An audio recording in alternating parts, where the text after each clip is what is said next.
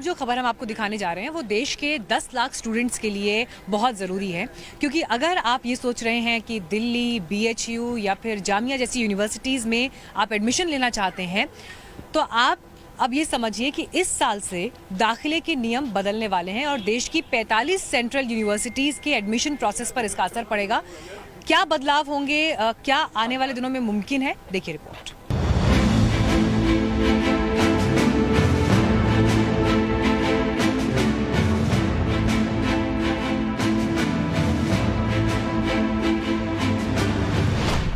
CUET common university entrance test. देश की 45 central universities में एडमिशन के लिए अब छात्रों को इसी परीक्षा से गुजरना होगा। अब छात्रों को इस बात की टेंशन नहीं होगी कि अच्छे कॉलेज में दाखिले के लिए उसे 12वीं के बोर्ड एग्जाम में 90 या 100% तक स्कोर करना है। यानी अंडर ग्रेजुएट कोर्सेज में दाखिले के लिए कॉलेजों की हाई कट ऑफ लिस्ट अब गुजरे जमाने की बात हो जाएगी। बस 12वीं पास करिए और कॉमन एंट्रेंस टेस्ट दीजिए। टेस्ट के बाद नेशनल टेस्टिंग एजेंसी यानी NTA एक मेरिट लिस्ट तैयार करेगी। इस लिस्ट के आधार पर ही किसी भी सेंट्रल यूनिवर्सिटी में दाखिला मिल सकेगा।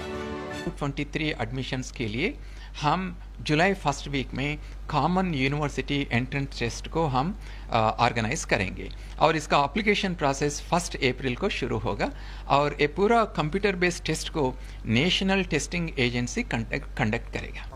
UGC 2022-23 के सेशन से इस टेस्ट को लागू करने जा रही है। UGC के चेयरमैन M जगदेश कुमार ने टाइम्स नाउ नव भारत से खास बातचीत में इस बात की जानकारी दी कि टेस्ट का पैटर्न कैसा होगा।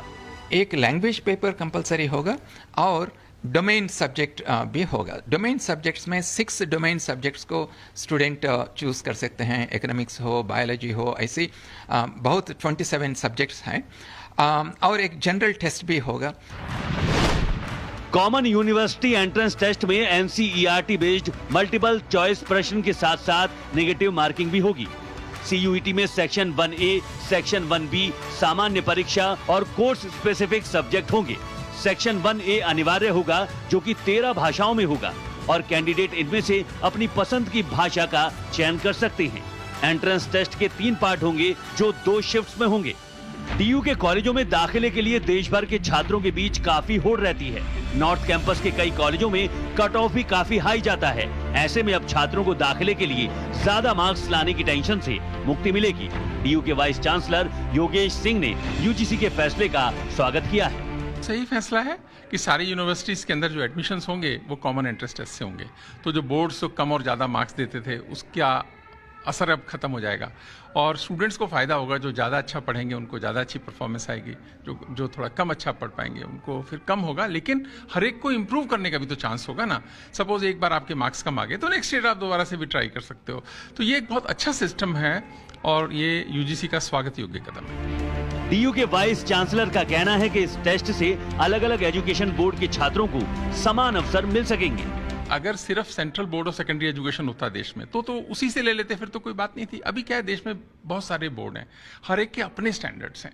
तो कोई तो बहुत ज़्यादा लीनियंट मार्क्स दे देता है, कोई बहुत स्ट्रिक्ट मार्क्स देता है। जो जहाँ पे सख्त मार्किंग है उनको नुकसान हो जाता है उस प्रोसेस में उन स्टूडेंट्स को। तो एक ही पैरामीटर पे सबको जांचा नहीं जा रहा है, जो ये चिंता की बात है इसके अंदर। लेकिन जो CU सेट आएगा या जो कॉमन यूनिवर्सिटी एंट्रेंस टेस्ट की बात है, CUET की बात हो रही है, इससे क्या होगा कि सब एक ही पैरामीटर पे एक ही ग्राउंड में खेलेंगे।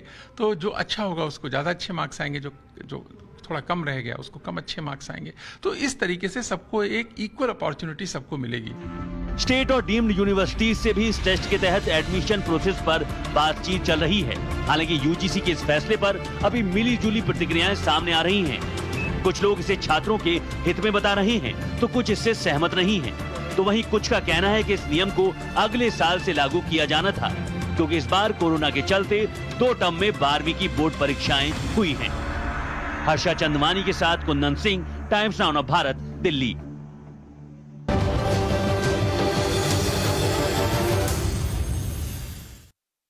UGC के नियमों में बदलाव से 10 लाख स्टूडेंट्स ऐसे हैं जो प्रभावित होंगे और इसीलिए एक क्यूरियोसिटी भी है, जहन में कई सवाल भी हैं, कई फीडबैक भी हैं।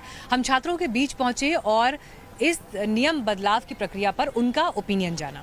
10 जगह फॉर्म भरना पड़ता है हमें, इससे पैसे लगते हैं बहुत ज़्यादा। तो एक कॉमन टेस्ट होने की वजह से सिर्फ एक फॉर्म भरना पड़ेगा। एक अच्छा तरीका है चीज़ों की कॉम्प्लेक्सिटी को कम करने का। अगर एक एग्ज़ाम होगा तो अलग अलग फॉर्म नहीं भरने पड़ेंगे हमें।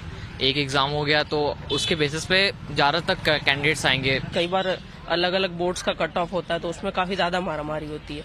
एक स्टैंडर्डाइज टेस्ट रहेगा तो बच्चों को भी सहूलियत रहेगी। सबसे पहली चीज़ ये हो जाएगी कि सारी यूनिवर्सिटीज़ एक साथ आ जाएंगी और एग्जाम में ये हो जाएगा कि पहले काफ़ी पैसे लगते थे फॉर्म भरने के लिए अलग अलग यूनिवर्सिटीज़ के। मिडिल क्लास ग्राउंड से बच्चे आते हैं, उनका पैसा भी बर्बाद होता है, कई सारी यूनिवर्सिटी का फॉर्म भरते हैं, इससे भी सहूलियत मिल जाती है बच्चों को। जितनी यूनिवर्सिटी आएंगे उसमें फॉर्म ज़्यादा आएंगे और उन सबके कट ऑफ बहुत हाई चले जाएंगे पिछली की अपेक्षाएं। तो लड़के जो हैं जो कम रैंकिंग के आएंगे जैसे यूनिवर्सिटियाँ उनके थोड़ा लो कैटेगरी में चली जाएंगे वो।